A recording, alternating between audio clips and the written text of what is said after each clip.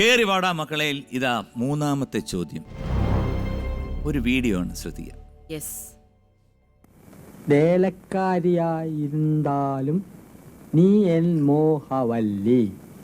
വേലക്കാരിയായിരുന്നാലും നീ എൻ മോഹവല്ലി. വേലക്കാരിയായിരുന്നാലും നീ മോഹവല്ലി. വേലക്കാരിയായിരുന്നാലും നീ മോഹവല്ലി. ഞാൻ പറഞ്ഞത്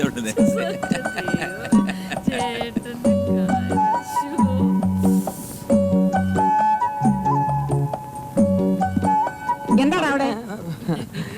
ജോലി കഴിഞ്ഞെങ്കിൽ പവിഴത്തോട് ചോദിച്ചിത്തിരി തമിഴ് പഠിക്കാമെന്ന് കരുതി. ഒരു സന്ദർഭം കിട്ടുമ്പോ വെറുതെ കളയണോ? പോടാ. സന്ദർഭം കിട്ടിയപ്പോ നേരാൻ വേണ്ടി എഴുതാനും വായിക്കാനും പഠിക്കാത്ത നീയാ ഇപ്പൊ തമിഴ് പഠിക്കുന്നത്. പോടാ പൈത്യക്കാരാ, പോയി തൂങ്ങടാ.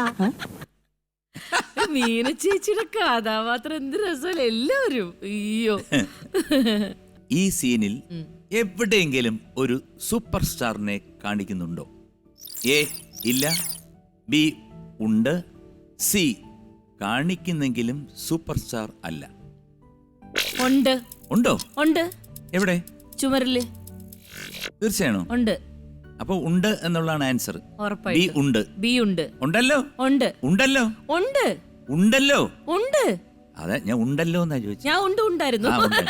അപ്പൊ ബി ഉണ്ട് ഞാൻ എടുത്തിട്ട് പൂട്ടിയിരിക്കുകയാണ്. യെസ്. എങ്ങനെയാണ് ഭക്ഷണത്തിന്റെ കാര്യമൊക്കെ? കണ്ടറിഞ്ഞൂടെ ചേട്ടാ. ഇഷ്ടമുള്ളതൊക്കെ നല്ലോണം കഴിക്കും. പക്ഷെ എന്നാലും ഈ പറഞ്ഞ പോലെ ഞാനൊക്കെ ഇപ്പൊ കൊറേയൊക്കെ കൺട്രോൾ ചെയ്തൊക്കെ കഴിക്കുന്നുണ്ട്. കാരണം പണ്ടത്തെ ഹീറോയിൻ ആയിരുന്ന കാലത്ത് ഒന്നും കഴിച്ചിട്ടില്ല. ചപ്പാത്തിയും വല്ല പച്ചക്കറിയൊക്കെ ആയിരുന്നു എപ്പോഴും കഴിച്ചോണ്ടിരുന്നത്. പിന്നെ കുറച്ച് കഴിഞ്ഞപ്പോ മോനൊക്കെ ആയ സമയത്തില്ലേ നല്ലോണം ഭക്ഷണം കഴിച്ചു.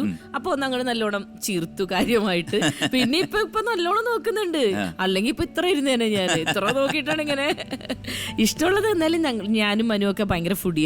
ഭയങ്കര നന്നായിട്ട് ഇഷ്ടമുള്ളത് കഴിക്കും. നന്നായിട്ട് ഫുഡ് കഴിക്കാൻ താല്പര്യം. അതെ അതെ, ഞാൻ കേട്ടത് ഞാനും മനുവൊക്കെ നല്ല കുടിയാണ്.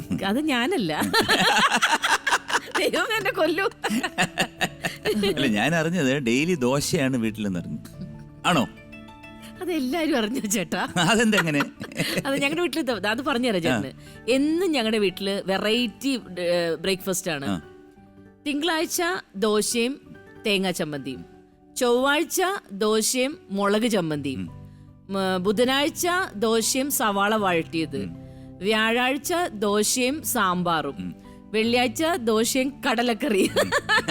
അങ്ങനെ 7 days ദോശ തന്നെ. കാരണം ഞാൻ എന്ത് ചെയ്യാനാ ചേട്ടാ? എന്നാ ഒരു സത്യം പറയട്ടെ, എന്റെ വീട്ടിൽ പക്ഷേ ദോശയല്ല, ഇഡ്ഡലി. ഇവിടെ എന്റെ മോന് ഇഷ്ടമല്ല ഇപ്പൊ ഇഡലി. അമ്മ ഛർദിക്കാൻ വരുന്ന മനുവിന് ഭയങ്കര ഇഷ്ടമാണ്. എനിക്ക് എന്റെ ജീവിതത്തിൽ 365 ദിവസവും കാലത്ത് ഇഡ്ഡലിയും നല്ല എന്റെ കൂടെയുള്ള ചട്നിയൊക്കെ നന്നായിരിക്കും. അതാണ് ഞങ്ങൾ വെറൈറ്റി ഉണ്ടാക്കും. തക്കാളിയൊക്കെ വെച്ചിട്ടുള്ള വെറൈറ്റി, ഇങ്ങനെ പല പല സൂപ്പർ ചട്നി ആയിരിക്കും. ഏതെങ്കിലും ഒന്നായാലും മതി. എന്തെങ്കിലും ഉള്ള ഐറ്റം ഇതിന്റെ നല്ല മിക്സ് ചെയ്ത് പോകണം. പക്ഷെ ഏറ്റവും സത്യം പറഞ്ഞാല് രാവിലെ ദോശയോ ഇഡലിയൊക്കെ തന്നെയുണ്ട്. സുഖമാണ്. നമുക്ക് വലിയ ഹെവി ആയിട്ടും ഫീൽ ചെയ്യുന്നില്ല. നല്ല ഏറ്റവും സുഗമമായ ഒരു ബ്രേക്ക്ഫാസ്റ്റ്. അപ്പം ബി ഉണ്ടു അല്ലേ? ഉണ്ടു. ഉണ്ടാണ് ഉത്തരം പറഞ്ഞിരിക്കുന്നത്. ഉത്തരം ശരിയാണ്. കൺഗ്രാറ്റുലേഷൻസ്. 6000 രൂപ ബീനയുടെ അക്കൗണ്ടിൽ ഇതാ എത്തിച്ചേർന്ന് കഴിഞ്ഞു. അതാണല്ലോ അതിന്റെ ഒരു ഇത്. അപ്പൊ ബീന ചേട്ടാ, ജീവിതത്തിൽ ഒരുപാട് ഘട്ടങ്ങൾ കഴിഞ്ഞാണല്ലോ ഇപ്പൊ നിൽക്കുന്നത്. തീർച്ചയായിട്ടും അതിനകത്ത് സന്തോഷങ്ങൾ ഉണ്ടായിട്ടുണ്ട്, ദുഃഖങ്ങൾ ഉണ്ടായിട്ടുണ്ട്, പല സംഭവങ്ങളും. അതിലേതെങ്കിലും ഓർമ്മയിൽ തങ്ങി നിൽക്കുന്ന ദുഃഖമായാലും സങ്കടമായാലും ഏതെങ്കിലും ഒരു ഇൻസ്റ്റൻസ് സത്യമായിട്ടുള്ളത് പറയണം, ഉണ്ടാക്കി പറയരുത്. ഇല്ല, ഒരിക്കലും ഇല്ല. ദുഃഖങ്ങൾ പറയാനാണെങ്കിൽ ഈ പറഞ്ഞ പോലെ, സന്തോഷങ്ങൾ ഈ പറഞ്ഞ പോലെ എനിക്ക് എൻ്റെ കല്യാണം, എനിക്ക് എൻ്റെ മോനുണ്ട്, അതൊക്കെ തന്നെയാണ് സന്തോഷങ്ങൾ. പിന്നെ നമ്മളൊരു നല്ല ആർട്ടിസ്റ്റായിട്ട് ഇപ്പോൾ നമുക്ക് അത്യാവശ്യം നമ്മൾ ഓരോരുത്തരും നമ്മളൊരു ആർട്ടിസ്റ്റായിട്ട് നമ്മളെ കൺസിഡർ ചെയ്യുന്നു. അതൊക്കെ തന്നെ വലിയ ഭക്ഷണം കിട്ടും. അയ്യോ, നമ്മളിപ്പോൾ വല്ലയിടത്തൊക്കെ യാത്ര പോവുകയാണെങ്കിലേ, ഇപ്പം എന്തെങ്കിലും ഇപ്പോൾ അത്യാവശ്യം ഒരു വീട്ടിൽ കയറണമെങ്കിൽ ധൈര്യമായിട്ട് ചെല്ലും. അയ്യോ വാ എന്ന് പറഞ്ഞ് നമ്മളൊരു സന്തോഷപൂർവ്വം ഇൻവൈറ്റ് ചെയ്യും. പിന്നെ ദുഃഖമാണെങ്കിൽ പറയാനാണെങ്കിൽ ഈ അടുത്ത് ഒരുപാട് എന്നെ എന്താ പറയുക, എനിക്ക് ഒരുപാട് എന്താ പറയുക, എൻ്റെ അപ്പച്ചൻ എനിക്ക് നഷ്ടപ്പെട്ടു, എൻ്റെ അമ്മച്ചി നഷ്ടപ്പെട്ടു. അതൊക്കെ വലിയ ദുഃഖങ്ങൾ തന്നെയായിരുന്നു. പക്ഷേ അതിനേക്കാളൊക്കെ എന്താ പറയുക, ഭയങ്കര ഒരു ട്രാജഡി എന്ന് വേണമെങ്കിൽ പറയാം. എൻ്റെ വീട്ടിലിപ്പോൾ നമ്മൾ ലോക്ക്ഡൗൺ സമയമായിരുന്നല്ലോ. ആ സമയത്ത് ഒക്ടോബർ 20-ാം തീയതി ഞങ്ങൾ 3 സിസ്റ്റേഴ്സാണ്. എൻ്റെ മൂത്ത ചേച്ചി, ഞാൻ, എൻ്റെ ഇളയ സിസ്റ്റർ. മൂത്ത സിസ്റ്ററിൻ്റെ 2 കുട്ടികളാണ്, മോൻ. എൻ്റെ വീട്ടിൽ ഞങ്ങൾ 3 പെൺകുട്ടികളായതുകൊണ്ട് ഞങ്ങൾക്ക് ആദ്യം ഉണ്ടായ മകനാണ് മൂത്ത സിസ്റ്ററിൻ്റെ ആദ്യത്തെ മകൻ ബെൻ. 22 വയസ്സായിരുന്നു. അവനിപ്പോൾ ബിടെക് കഴിഞ്ഞ് നിൽക്കുകയായിരുന്നു. അവൻ ഞങ്ങളെ വിട്ടുപോയി. ഓ ശരി. എങ്ങനെ, എന്ത് സംഭവിച്ചു? ഭയങ്കര ഹെൽത്തി ആയിരുന്നു ആള്. ഹെൽത്തി ആയിരുന്നു.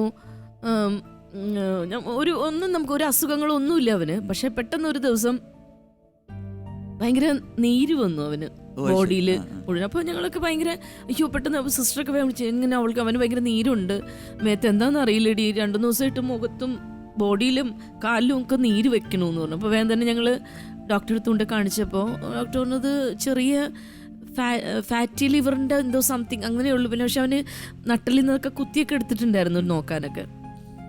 2 ദിവസം കഴിഞ്ഞപ്പോഴേക്കും ഇവനാകെ ഭയങ്കര ടയർ. പക്ഷെ അത് ഡോക്ടറെ കണ്ടതിന് ശേഷം ഒരു 2 വീക്സേ ആള് ഞങ്ങളുടെ കൂടെ ഉണ്ടായിരുന്നുള്ളൂ. അപ്പോഴേക്കും കിഡ്നി ഫെയിലിയർ ആയിരുന്നു.